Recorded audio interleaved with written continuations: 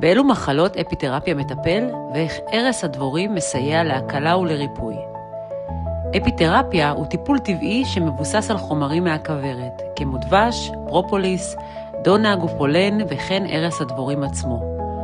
הטיפול משמש למגוון מצבים בריאותיים, כולל מחלות מפרקים, מחלות אוטואימוניות, דלקות כרוניות, בעיות עור דלקתיות, בעיות במערכת העיכול, בעיות נשיות וכאבי שרירים. בנוסף נעשה שימוש באפיתרפיה במצבים מורכבים כמו מחלת הסרטן. ערש הדבורים מכיל חומרים פעילים חשובים כמו אפמין, מליטין והדולפין. חומרים אלו בעלי תכונות אנטי-דלקתיות ואנטי-בקטריאליות. הם מסייעים להפחתת דלקות, מקלים על כאבים ומחזקים את פעילות המערכת החיסונית. השילוב של החומרים מהכוורת והערש מאפשר לגוף להתמודד טוב יותר עם דלקות ומצבים בריאותיים מורכבים, ובכך לתרום לשיפור ולהקלה לאורך זמן. בקצרה, אפיתרפיה עם חומרים מהכוורת וערש הדבורים מסייעת להקל על דלקות, לשפר כאבים, לתמוך במערכת החיסונית ולתרום לבריאות הכללית בצורה טבעית.